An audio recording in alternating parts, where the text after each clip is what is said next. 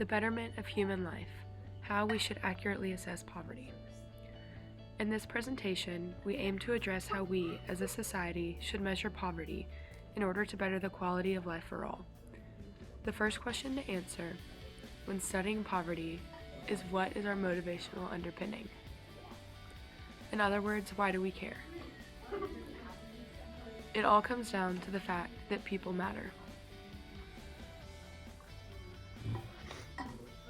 How should we define poverty? Poverty is the result of inadequate economic resources leading to a lack of central capabilities. This ultimately leads to the dignity of a person not being respected in society. So, what is income inadequacy? Income inadequacy is when a person does not make an income sufficient enough to meet basic needs. Now, what are capabilities? The next important aspect of poverty measurement is the capabilities approach. NASPOM describes capabilities as what a person is able to do and to be. We interpret this to be a person's realistic set of possibilities. However, there can be different types of capabilities, but we'll be focusing on central capabilities, mostly because they are considered to be vital for a dignified life. Examples of central capabilities include life, bodily integrity, bodily health, sense, imagination, and thought. Why are these important to measure?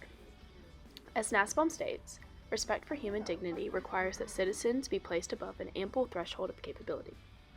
In other words, people are entitled to a certain quality of life. While some may argue that analyzing income is most important in measuring poverty, capabilities, in fact, reveal more about the well-being of impoverished people. So, how do income inadequacy and capabilities lead to poverty? Well, income inadequacy leads to reduced functions, which leads to reduced capabilities. Let's explain this through an example. A boy from a low-income family is not able to be provided with basic resources. Because of this, he does not eat much before class. The result is him not being able to focus, falling behind, and eventually dropping out of school. The boy's income inadequacy led to reduced functioning in regard to his ability to learn, which ended up hindering the boy's capability of sense, imagination, and thought. Through this, the boy's capability of gaining a well-paying job through higher education was diminished, thus creating a perpetual cycle of poverty. Now, let's see how poverty is measured in the U.S. Today, the U.S. government uses the OPM, or Official Poverty Measure, in order to estimate the number of those living in the poorest conditions. The OPM measures poverty based on pre-tax income. From this number, they use the thrifty food basket times 3 to set their threshold, adjusting it for inflation and family size. As shown on the slide, the OPM has some major disadvantages. To start, the OPM is very outdated. For example, the thrifty food basket is based on a family's income from the 1960s. Today, only 1/6 of income goes to food, not a third. The OPM also standardizes poverty. In reality, we know that all situations are not the same, and you cannot simply look at people's baseline income to determine their poverty levels. For example, let's say that Bob and Sue make the same amount of money annually, but Bob lives in San Francisco and Sue lives in Rockbridge County. Even though San Francisco is much more expensive to live in, the OPM would consider Bob and Sue to be equal in their financial status. In addition, the OPM also does not take into account impoverished people's near-cash benefits, such as tax credit, or in-kind benefits, which is government aid intended for FCSU spending.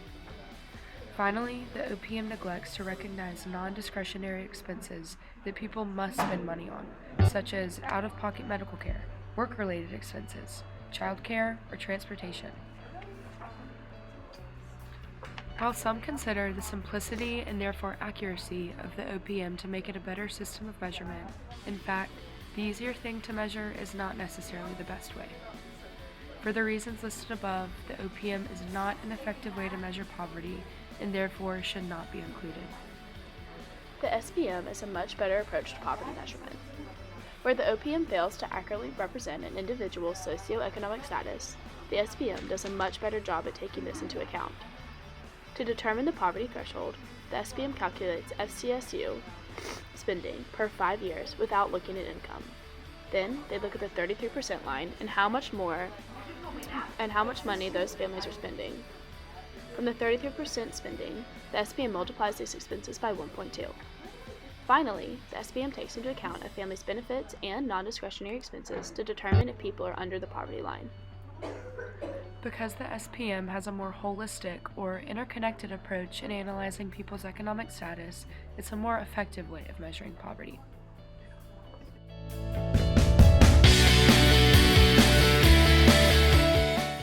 Now let's introduce a new approach to poverty measurement, the amenities approach, created by Robert Rector, a leading poverty expert. Posits the idea that poor people in America are better off than the general public perceives them to be.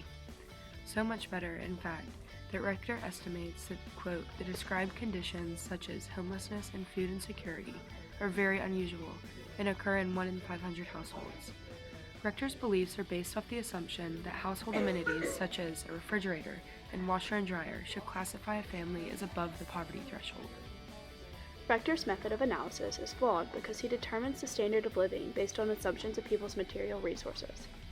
For example, could said impoverished family have a fridge because of government aid? What condition is it in? Did they buy it when they were once above the poverty threshold? These are factors that Rector fails to address, factors that deeply matter. In conclusion, poverty should be measured by assessing how a person or family's income affects their capabilities. In order to gauge this, we need to implement the supplemental poverty measure as it takes a holistic approach to poverty.